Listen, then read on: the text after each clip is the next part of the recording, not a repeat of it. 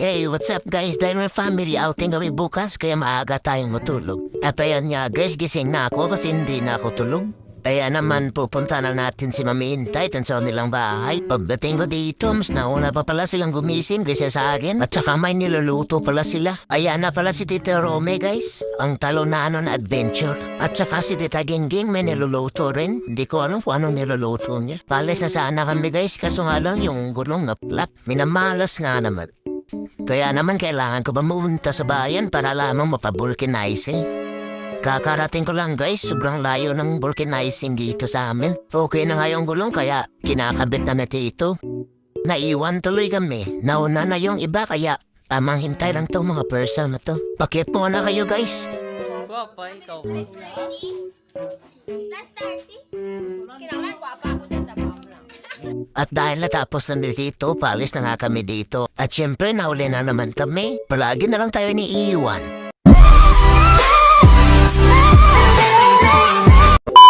When you go down the street, use your eyes, then your feet. Little children, you should know, red is stop, green is go. Thank you. Nagutom ko man sa biyahe guys, buti na lang may dala si tita na pagkain. Sarap ng kumbo ni tita. Siyempre si tita na yan eh. Pag sinabihan mo pangit ng lasa, sigurado makakatikim ka na. Taekwondo, karate, kung fu, muay thai, tsaka judo. At ayan nga guys, nandito na kami. Nilakad lang namin pababa kasi masyado na to kami mabigat. Paano ako naging mabigat? Sabi nga ni tito, itlog na daw mabigat sa akin.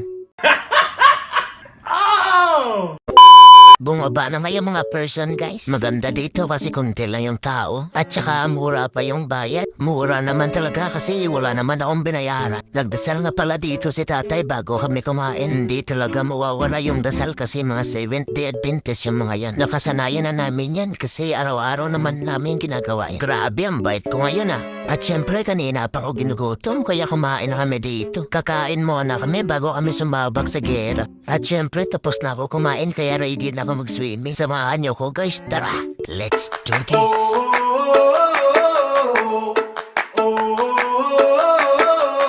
Tell me what it takes to get you feeling alive. Tell me how to show you it's a beautiful life. I'll do anything to pull you into the light, 'cause everything will change when you open your eyes. Yeah. So don't you let the sunlight get out without you.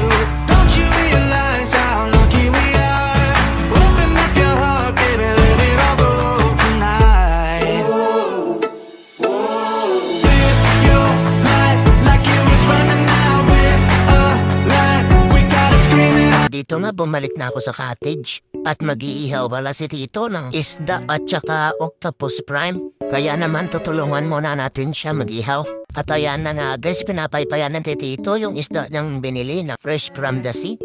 At saka itong octopus prime na binili niya rin. Ito talaga inaabangan ko kasi masarap daw to eh. Kasi fresh siya, kasing fresh ko. Puta Eddie, wow! Joke lang guys, kung hindi nga kami pumunta sa dagat, sigurado hanggang nga hindi pa ako nakaligo eh. Pinabotol ko na nga yung galamay ni octopus prime dyan guys. Susubukan natin kung luto na ba o hindi pa. Sa tingin ko guys, pwede na. Pwede na itapon. Charot lang, tara hiwain na natin. Dito guys, hindi ko maiwan ng maayos kasi mas marami pa yung kamay ng tao kasi sa kalamay ni Octopus Prime. Ay naku, ang mga person talaga hindi makapaghintay. At syempre nagpapasalamat pa rin ako sa kanila kasi tinirahan pa nila ako ng isang galamay. Masarap siya guys kapag sinusaw. Nakakabitin niya eh. Dito guys, naisipan tita na magpalaro. Kaya naglaro sila ng mga nilalaro nila sa simbahan. Di ko alam kung anong tawag niyan. Pero mag-aabulan sila pero nandyan na sa labas at sa loob ng bilog. Bawal daw lumayo.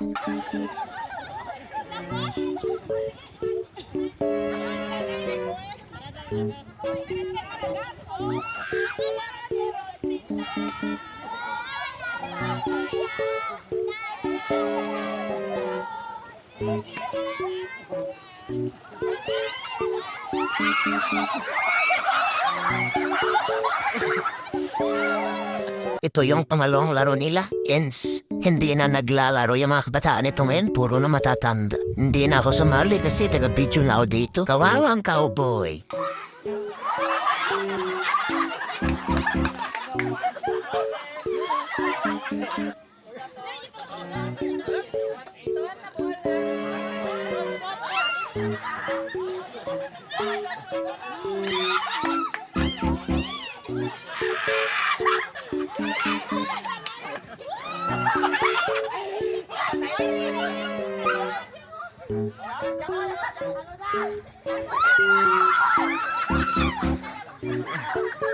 Ito yung pangatlong laro nila, hilaan.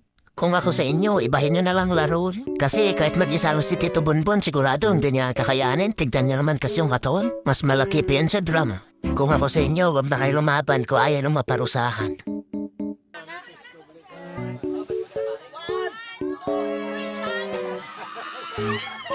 Sabi sa inyo sige round 2.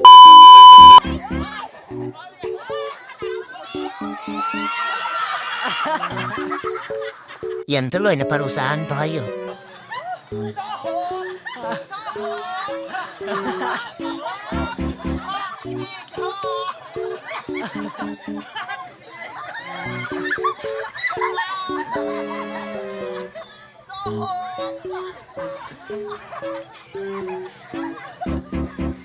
Tapos na nga yung game nila guys, kaya magsi-swimming na kami.